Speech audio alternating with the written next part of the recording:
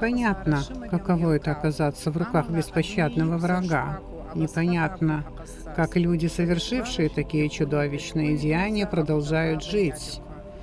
Я вспоминаю слова великого японского писателя Акутагава: «Нет более мучительного наказания, чем не быть наказанным». Продолжаем вспоминать о Чимчиро во время войны.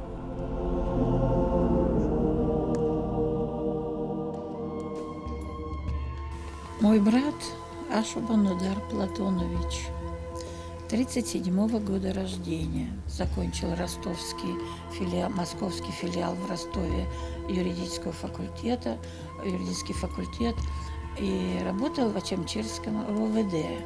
Он в уголовном розыске работал. Вот. А последние годы, но последние 10 лет он работал замначальником Ткварчельского ГУВД. Да, вот. На начало войны у него 2 сына и дочь росли.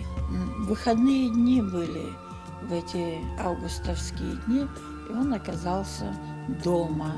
Не на работе, на выходные он был дома. И, знаете, так вот неожиданно война нагрянула. Звоню всем знакомым, все в неведении, видите, все в неведении, никто ничего не знает, но все уже знаем, что центр города занят, что вот войска Госсовета, значит, в администрацию уже вошли и восседают там. Ну, на второй день, на третий день слухи стали доходить. Кто-то там на границе, в Охуреях, кто-то случилось, глава администрации там, значит, арестовали, в плен взяли, других ребят, которые там стояли, их взяли. И так вот начались то на одного нападали, там семью Берулава грабили, другие семьи грабили. В общем, начались повальные грабежи. С этого началось в городе, с грабежей. С абхазцам начали, потом и к грузинам заходили, к русским пошли, к грекам пошли. В общем, грабежи пошли повальные. Мы не ожидали, что это война будет. Мы думали, да, наверное, из-под контроля руководства выходят некоторые товарищи и грабят. Но мы же не знали, что бандитов привезли. Где такая информация была? Мы сами должны были делать выводы, кто пришел, зачем пришел. Пришли попугать, допустим, с абхазским руководством, переговорятся, переговоры пройдут и обговорят вопросы и уйдут обратно. Вот такая надежда была. Мы поняли, что это война, когда одним из первых взяли моего брата. Они его вытащили. У меня брат такой, знаете, с характером был. Он очень правильный слишком был. Мы по телефону поговорим: Нудар, давай укройся, спрячься, не лезь на рожон. А он говорит: я буду по своей земле, они хотят меня отсюда выжать, вытолкнуть. Я им этого не позволю. Я им буду доказывать, что я хозяин на моей земле, и я хозяин в городе, а не они. Они как пришли, должны уйти, а я должен здесь остаться. Если мы все будем уезжать, а кто же останется? Чимчирский порт, Ухоу-Захо-Заруцет. Единственное, да, у кого были деньги, они могли уйти, но за деньги тоже оказалось, некоторые не смогли выезжать, потому что кто-то, знаете, Димы Агрба семья, это мы соседи, мы там рядом, мы совсем близкие люди. Они, тетя Лена Агрба, знаете, какая умная и мудрая женщина оказалась. Она не дала ему покоя, пока он не уехал отсюда. Она знала, что его убьют. если бы он остался бы хоть на один день, он уехал, и в ту же ночь целая облава, обстреляли весь дом. Мы все не знали, какой угол искать, чтобы сами не попасться. Они заехали, куда он делся, что он, где он находится и так далее. И стреляли прямо по окнам, по стеклам, по дому стреляли. И она мудрая женщина оказалась, она их выдала. Дима, он начальник ГАИ в Очамчире, да. Почему именно к нему пришли? Именно. Ну, а еще события 89-го были, когда зачем он защищал город, зачем он оказался там среди защитников города. Это ему, знаете, это после 89-го года ему очень упреков много было в его адрес с их стороны. Зачем защищались? Зачем вы там оказались? Что вы там хотели? Значит, надо было не защищаться, надо было их сюда запускать. Так получается, по их мнению. Вот. И его семья была в большой опасности, и наша семья была в большой опасности. Как вы думаете, кто это случилось когда с вашим братом? Его забрали когда? Это было, значит, 3 октября мы похоронили, это было последние месяцы сентября, последние числа сентября. Это было 30-го. Это были сваны. Это были сваны, они озверевшие, как такие были, знаете. Они его схватили. Он возмущенный вот такими вот беспорядками. А еще до этих событий пришли к нам. Пришли, знаете, ворвались в наш дом, в мою семью, руки вверх, с автоматами. Вы абхазцы, как ваша фамилия. Но я не назвала свою фамилию. Я назвала фамилию мужа, Бобуа. Думаю, хоть прозвучит, может быть, не так, а для них Бобуа это не Ашуба, да? И думаю, может, они но нет, свою фамилию назови, они сказали. Я назвала тогда. Собирайтесь, и нас вывели. На маршрутке они были, нас посадили. Они были меркульские, кобалевцы. Да. Они были кобалевцы, меркульские, они знали, кому они пришли, они нас вывезли, и в Вороду квартировался, расположен был Сачхирский батальон. Это мы потом там знали, кто они такие. Кубалевцы нас привезли. Значит, у них был двоюродный брат, был задержан, значит, в Ткварчеле. Он был уже убит, но они об этом не знали. Равноценный обмен происходил тогда. Живых на живых, мертвых на мертвых. Так что мы уже в расход фактически уходили. Если бы мы задержались там, в этом роду, утром нас бы забрали оттуда. И, значит, вот такое должно было произойти. Ночью сын смог бежать. Меня, мужа, и заловку забрали.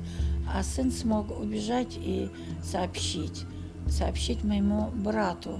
А он сразу в полицию. В полиции тоже, начальником полиции тогда был Очамчирский. Он знал всех городских, он знал. И он сказал мою сестру, вы знаете, что она педагог, что она директор школы, она не преступник.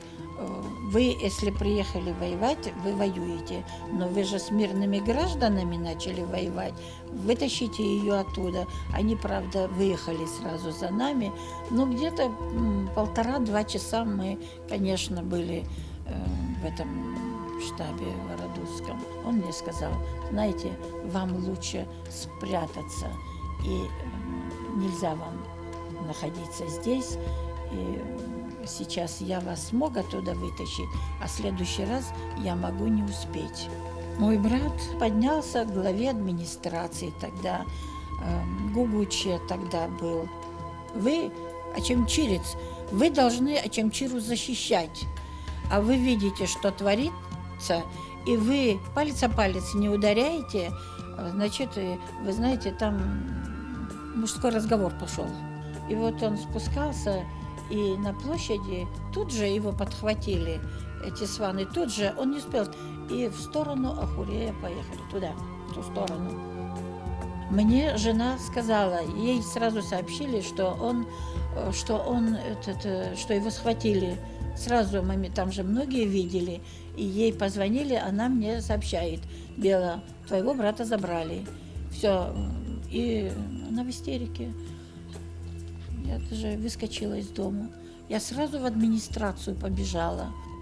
Они сказали: мы его из-под земли вытащим, но мы его найдем. Вы идите. Я вернулась. Мы ждем. До самого вечера ждали. Я звоню, мы ищем. Они говорят, мы ищем. Я еще звоню, они говорят, мы ищем. И вечером мне звонят и говорят: знаете, мы его везем, мы его вам привезем. Но я еще надеюсь, что он жив, что они его живым привезут. И, значит, целый кортеж подъезжает. Что случилось? Подъезжают. Ну, знаете, это описать невозможно. Сразу скорая приехала. Привезли, значит, медсестер привезли. Мы были в шоке. Я очень в тумане все это помню. Он был убит. Он был убит. Медсестры обрабатывали. И единственное, что помню, я расскажу. Но я скажу, что сказали медсестры. Они сказали: мы многое видели. Мы через многое прошли, мы видели много ран. Но такого мы не видели. Вот это до моих ушей, до моего сознания, вот эти слова дошли. Одели его, положили. Но я же не знаю, что было. Расстреляли. Я так думала. Оказывается, они пока везли его, они его кололи ножами. Ножом кололи. По-живому. По-живому. Они прикладами ему зубы выбивали.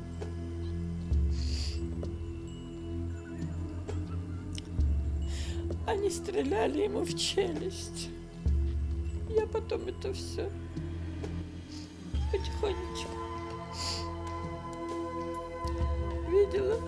Они ему разрезали грудь и вытащили сердце. Да.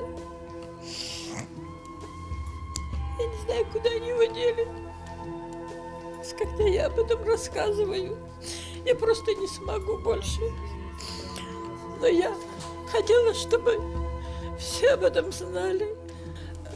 Они дали похоронить на 3-й день. И когда мы вернулись с кладбища, я уже знала, что домой возвращаться не стоит. Я, значит, позвонила сразу своей подруге. Это семья Домненко, она сама мигрелка, но она бикверия. Но она, знаете, училась в абхазской школе с 1 класса. Она закончила наш пединститут и вернулась в нашу школу, учила наших детей. Она учила их патриотизму, она учила их честности, правдивости. Она учила наших абхазских детей. Она была моя очень близкая подруга. Она сразу позвонила и сказала: езжайте ко мне, я вас прячу. Я забрала мою племянницу и моего сына, а муж у соседей остался. Вы, говорит, прячьтесь, а я у соседей побуду, буду там. Вот. Так что наш дом с этого дня, мы в дом не заходили. Она нас спрятала, прямо захоронила. Никто не должен был даже... Вот мы сидели, вот как днем сядем, и мы не двигались, потому что к ней соседи заходили, еще кто-то, и никто не должен был купола слышать. Вот так вот буквально. И мы там были месяц. Мы поменяли 3 подпольные квартиры, скажем так, да. Вот. После нее, вот после моей подруги, мы поменяли, я очень боялась. К ним, знаете, тоже стали наведываться и беспокоить их, вот эти все, кто приехали. Их стали, это русская семья была, их стали беспокоить. То им что-то нужно было, то им еще зачем-то приехали, то еще. И, в общем, короче говоря, покоя не стало, и я не стала их подвергать опасности. И мы под покровом ночи ушли. Когда ребенка вывезла отсюда и приехала в Гудауту и Купала, знаете, как будто я его из Сомали показывали. Вот такие кадры были, истощенные дети. Это было страшное зрелище, когда я на сына Голова посмотрела. Что же нам помогло выехать? Надо же средства какие-то найти. И мой муж вспомнил: ты знаешь, говорит, Бела, у нас же есть орден Ленина, мой отцовский, он говорит.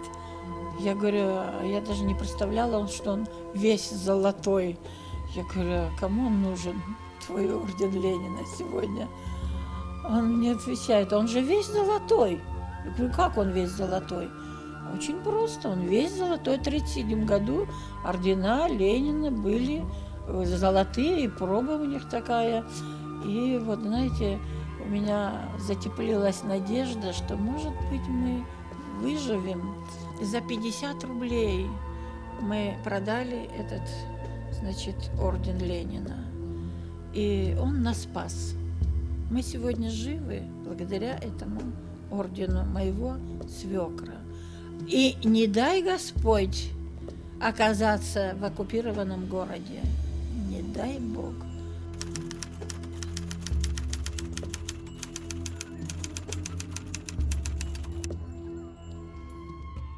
Мой брат с семьей находился дома в Очимчире, когда началась война. Они застряли в городе. У него было 4 детей. Не просто было уйти незамеченными грузинами. Эту девочку, Жанну, я забрала домой и заботилась о ней там же, в Очимчире. Во время перемирия она вернулась домой, к несчастью. Дочь моего брата, Пагава Жанна, 18 лет. Она все время была со мной. Во время затишья ушла домой к родителям. 29 сентября, накануне окончания войны, ночью к ним домой пришел сосед Шанава. Грузины понимали, что война идет к концу, и собирались покинуть Абхазию до прихода нашей армии. Однажды ночью постучались в дверь и сказали: «Рудик, открой». Это был наш сосед Гурам Шалвович Шанава. Он был не один.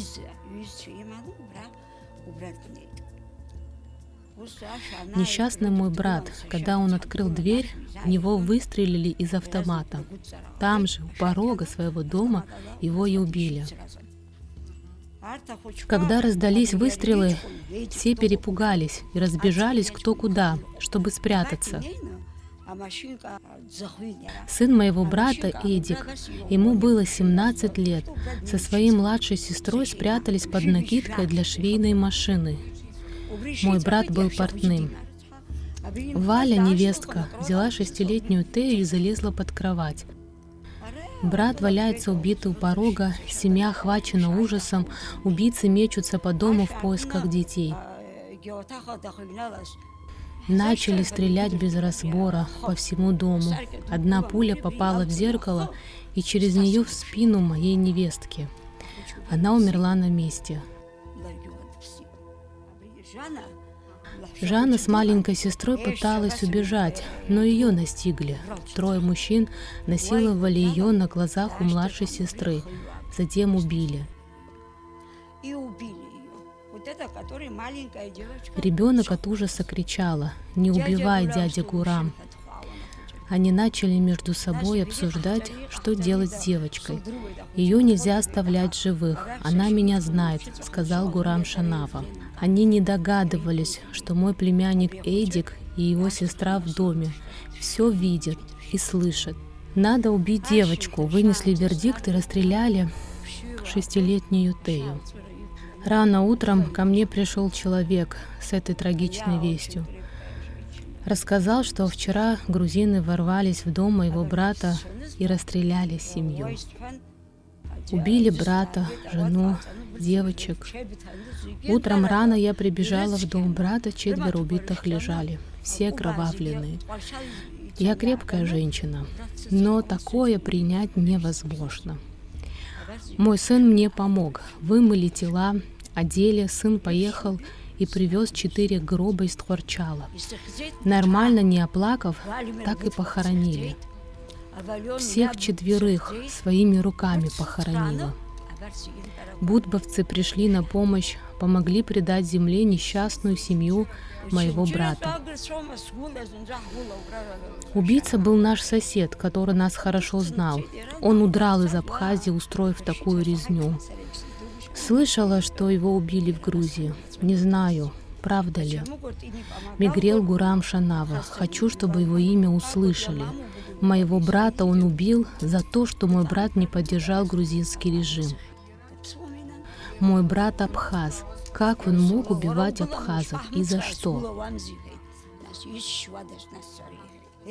Эдик, сын моего брата, выжил со своей младшей сестрой. Ему уже 32 года, живет в Очимчире, достраивает дом, который достался ему от отца. Девочка выросла, работает в Сухуме. На их глазах убили их родители. После войны выучились, получили образование, пытаются жить.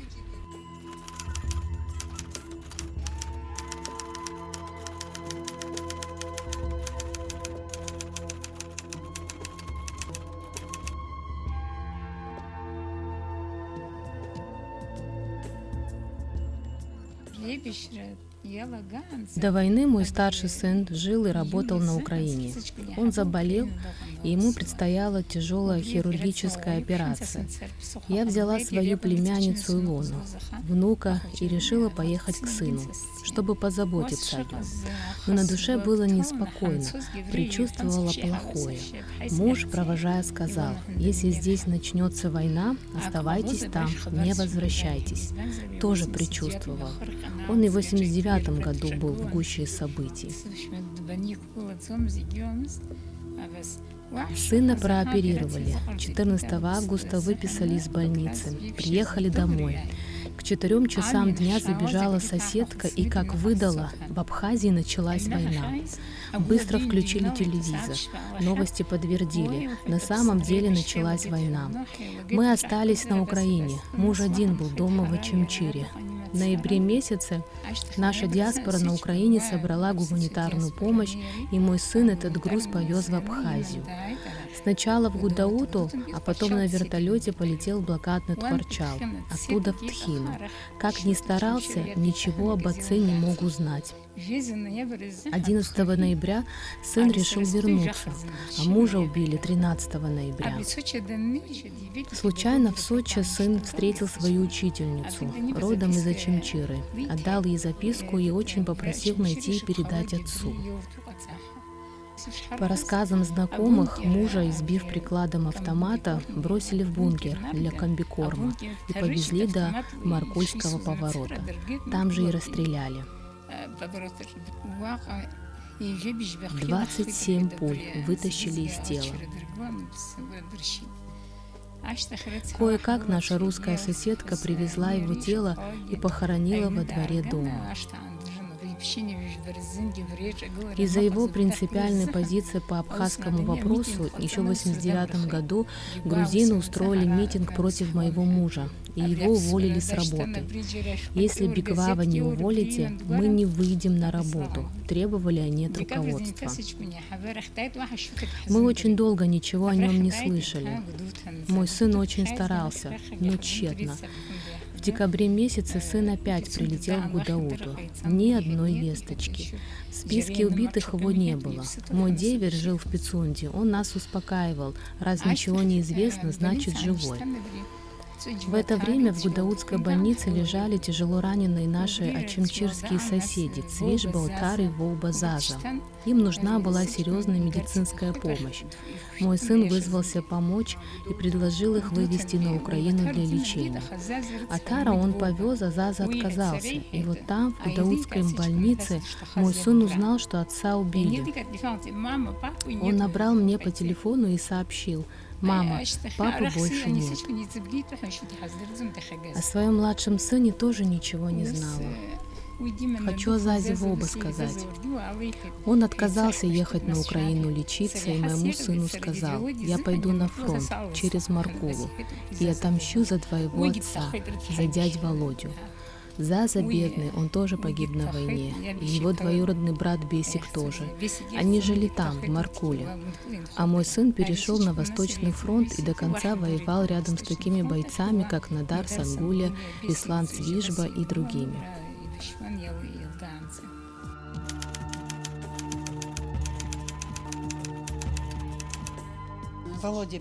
Володя Бегвава, мой брат, не смог выйти из города. Мы, его сестры, очень переживали.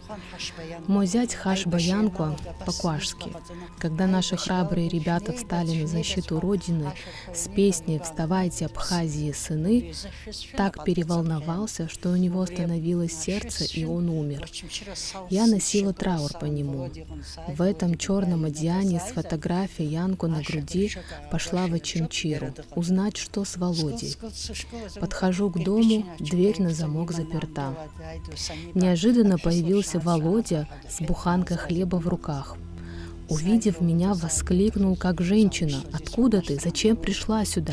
Здесь оставаться очень опасно. По ночам к нам домой приходят, пытают, мужчин избивают, убивают, женщин оскверняют. Тебе здесь нельзя оставаться, тебе срочно надо уходить», — настаивал Володя. Но я твердо решила остаться. Хотела увидеть брата, пообщаться с ним. Всю ночь не спали.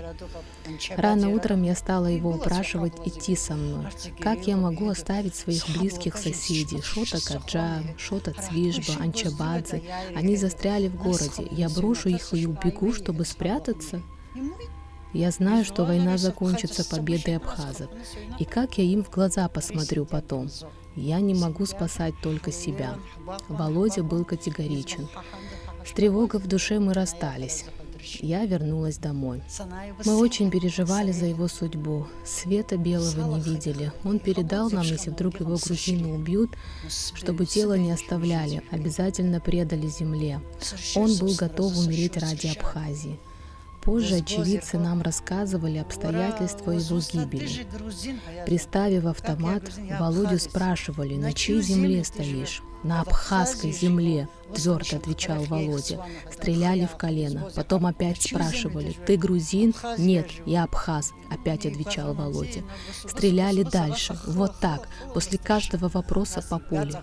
Стреляли до последнего его вздоха. 27 пуль всадили. Трудно вот так откровенно рассказывать о сердечных переживаниях, о перенесенной боли, но люди должны знать правду. Одно дело, когда человек с оружием в руках воюет, другое — мирные, беззащитные, невинные люди, женщины, старики и дети. Когда они становятся жертвами жестоких, бессердечных людей. И моя семья среди погубленных жизней. Когда началась война, я с маленькими детьми, как и многие ачимчирцы, кто успел покинуть город, оказались в пансионате в Гагре как беженцы. От меня скрывали случившееся с моей семьей. И когда я все узнала,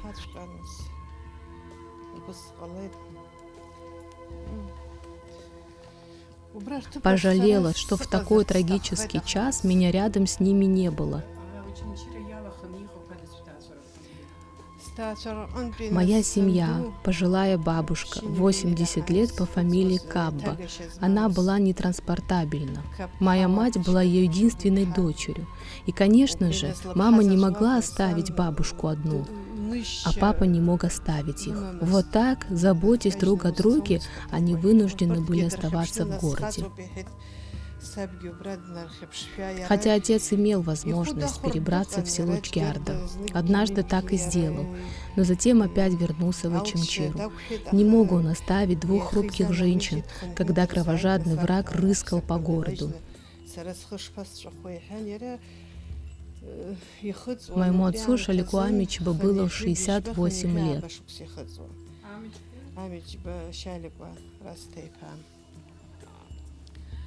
Притеснять и уничтожать абхазов начали с нашего соседа, с Гриши Ман. Первым убили его, жестоко, по-зверски. Родным не разрешили его хоронить. Жена Гриши Ман, Мару Пиля, боялась оставаться у себя дома, и поэтому часто находилась у нас. Бедная, думала, тем самым сможет себя уберечь.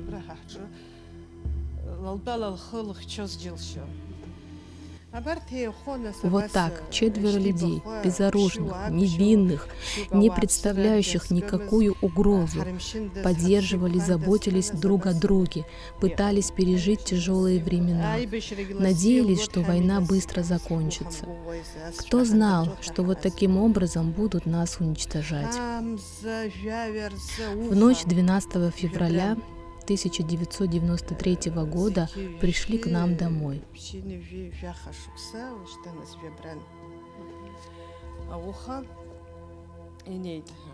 Видимо, отец понял, с какой целью. Силачом он не был, но духом был силен. Те, кто знал отца, всегда это подчеркивают. Был случай до войны, когда грузины спровоцировали отца и повесили перед нашим домом грузинский флаг. Он не испугался, сорвал и разорвал.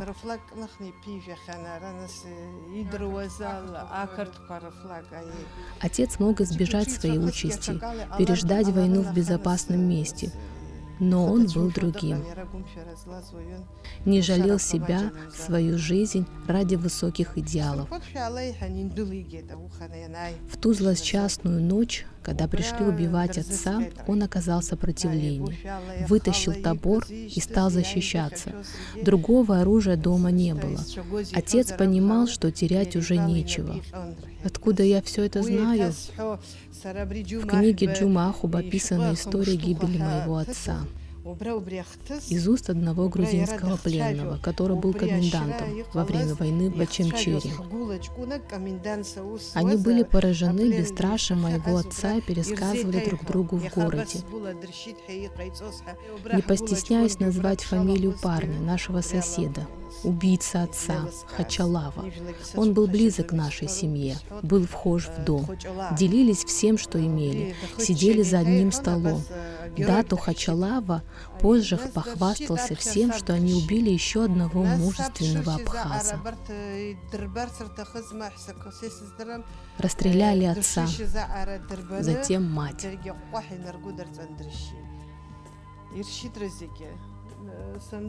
А бабушки снесли полголовы прикладом автомата.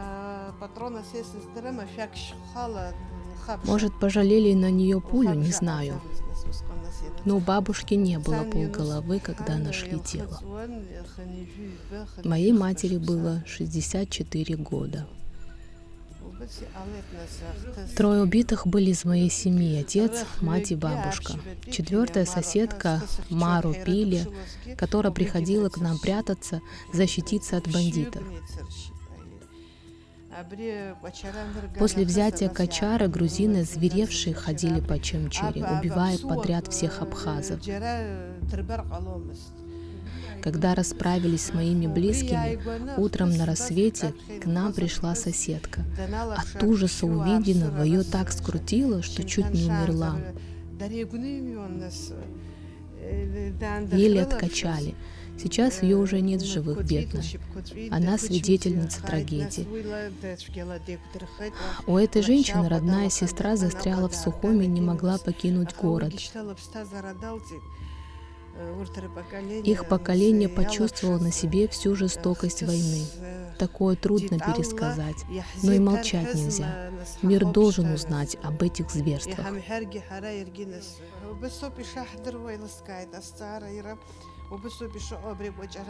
По моей информации, те, кто покинул свои дома после взятия Качары, они свирепствовали в Очимчире. Их подсобниками была местная комендатура, а пришлые тбилисские гвардейцы им позволяли бесчинствовать. Никого ни за что не наказывали, наоборот, поощряли. «Делайте, что хотите», — говорили они им.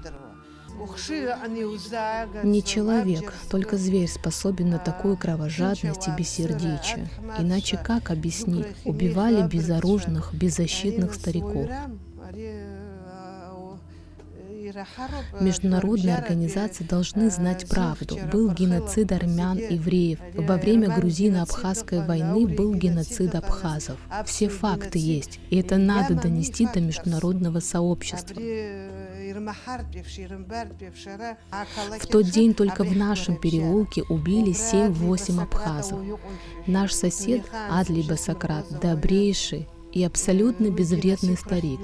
За что его убили?